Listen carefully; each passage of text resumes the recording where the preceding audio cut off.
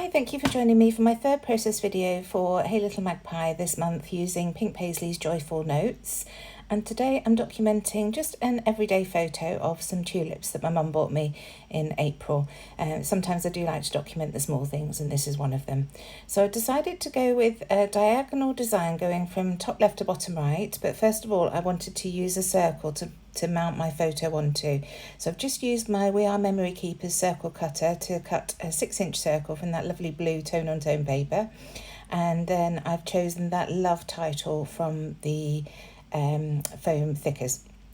So now I'm coming in with my Tim Holtz Stampers Anonymous stamps to create a little bit of a background. So I've got spun sugar, which is the pink, and then bundled sage, my favourite green.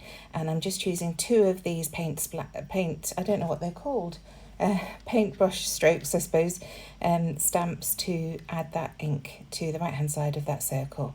So I've got 2 rows of the pink so far. Now I'm going to add the green, and I'm going to do secondary and tertiary stamping above and below just to bring a lighter tone of that green in. And then I'm going to do the same with the pink. It barely shows, but it does add something to the page, just a tiny bit of something. So there we go, that's the background created. Now I'm going to mount the photo onto some white cardstock just to provide that lovely border and give it a bit of definition. I've printed this photo in 4x6. It printed with a little white border, and then I trimmed it down so that it's about 4x4.5, slightly taller than it is wide. So now I'm going to distress the edge of this circle, just again to add a bit of texture to the page and provide a bit of definition. And you can see on the right hand side there I've pulled out 3 of the Hey Little Magpie dies, border dies, which I'm going to use to layer onto that circle. So I've got the 2 bumpy borders and then the torn paper one. So there's that circle distressed, just getting rid of those paper dust, bringing the photo back in. And then I think I'm going to choose the papers to cut those 3 borders from. So I've got that lovely rich tone purple, the blue with the text on, and then that navy blue with the floral. So I'm just going to cut 1-inch pieces. It could have been a bit less actually when I used the dies, but I've just cut 1-inch by 12-inch piece, and then I'm going to take them to my Sizzix and cut those out. As if by magic, there they are. So when I layer them down, you'll see that the navy blue one sort of fades into the background with the navy blue back. So I solve that by layering it on top of the pale blue piece. So I'll glue this down, but then I'll push the little pale blue piece underneath the edge of that. You'll see in a second. And I'm going to stagger these against one another. So this is where I bring that pale blue piece in. Just lift up those bumps and push it down, and then the burgundy piece or purple piece I'm going to add to the right hand side and have the bumps facing to the left. So that creates a really nice texture and draws your eye from top to bottom of the page, focusing in on the photo of course because that's layered over the top.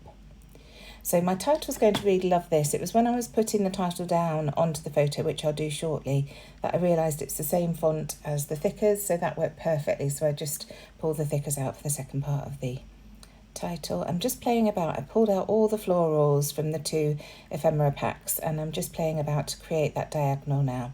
I do end up using both of these wreaths at the top there as sort of a base to add the florals to, and I'm messing about with both the paper pieces and also the vellum because again it provides a different texture and a different look to the page. At the bottom I'm focusing more on the structural pieces, so the bits with stems and things. I toy with bringing this bird in, but I don't in the end. I just stick to the florals. So you can see there's one with stems, and that just extends the line for me quite easily. So just building these diagonals up. Almost there now. And this is where I add the title. Nothing's stuck down. I do stick the photo down, but I haven't stuck anything else down, and just go along. And I do stick the circle down. That's something that, but I do add the title here without having stuck any of those florals down.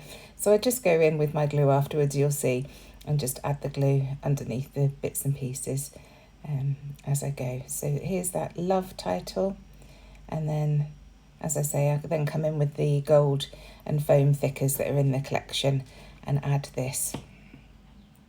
I think that's my last tea, so I'm going to have to be careful about what I use these for now on. I suppose the kids don't have teas in their names, so I can use them for their names. So almost there.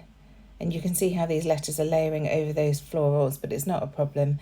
I will just add glue. You can see now, just coming in with my Nuvo Deluxe adhesive, and I'm just adding glue to the centres so that I can curl the edges of these pieces up, just to provide a little bit of definition on the page.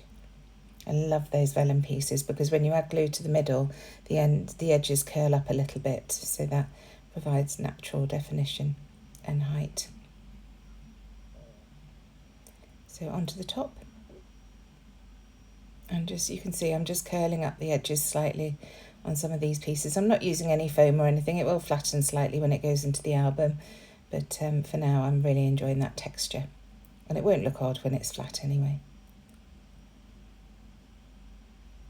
So just putting that piece up to get it glued on. And then I realised that those border dies do need to be glued down flat onto the page as well, because they're just running free at the moment, and I'm worried that when I put this in my album they're going to move and get damaged. So just running a bead of glue along the edges and getting those stuck down. And now I'm going to come in with my journaling. Oh, I do add a tag to the left hand side there.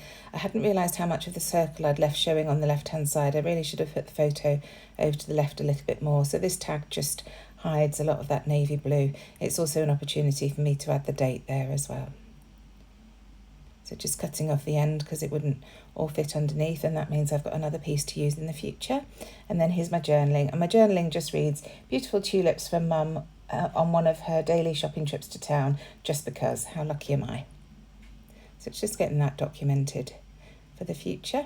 Now this is a tiny bit of American seam binding that I had left in this beautiful teal colour, so I'm just going to glue that down to the page through the hole of the tag.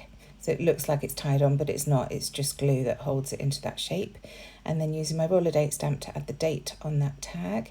And that's pretty much the layout done. I'm just going to add some little splattery bits at the end. So first of all, these gorgeous gems that I've got in my stash. I bet we've all got these, haven't we? These little adhesive crystals. So this is a slightly bigger size of gold one that I'm bringing in, and then a smaller size of pale blue.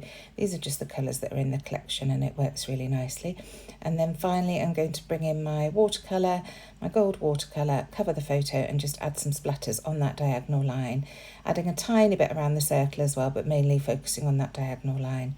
And that's the layout done. Thank you so much for joining me. I really hope I've inspired you, and I shall see you again soon. Bye.